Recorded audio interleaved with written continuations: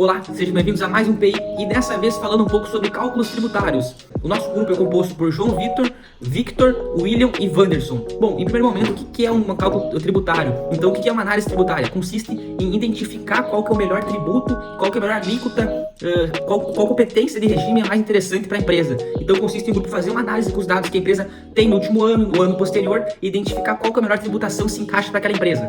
O Simples Nacional é um regime tributário que une os principais tributos e contribuições existentes no país, em uma única guia chamada DAS, Documento de Arrecadação do Simples Nacional.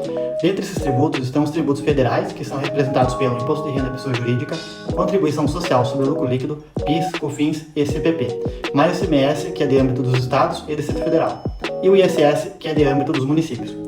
Portanto, essa apuração é de acordo com a receita bruta, ou seja, faturamento das empresas no ano anterior, sendo assim, é calculada a alíquota conforme anexo e faixa disponibilizada pelo Simples Nacional.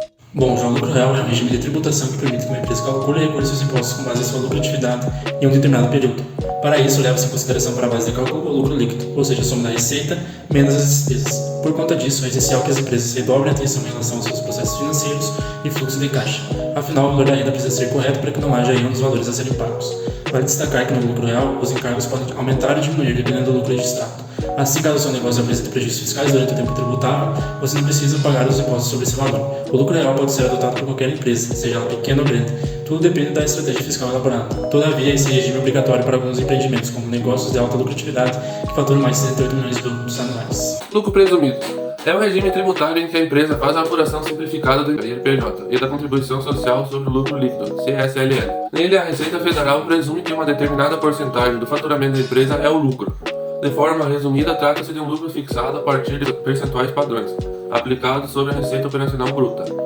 De forma geral, o lucro presumido pode ser usado por grandes partes das empresas brasileiras, apenas seguindo alguns requisitos. As empresas devem faturar abaixo de 78 milhões anuais e não devem operar em ramos específicos, como bancos e empresas públicas. Impostos e alíquotas.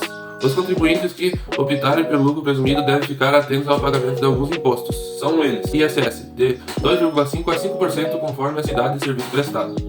O PIS, 0,65%. COFINS, 3%. IRPJ, 15% trimestral. CSLL, 9% trimestral. Bom, pensando um pouco em resultado agora, de acordo com meus colegas anteriormente falaram, explicaram exatamente como é que foi calculado o simples, lucro real, lucro presumido, foi notoriamente identificado que o melhor regime para a empresa comércio de embalagem se manter é, sem dúvida alguma, o Simples Nacional.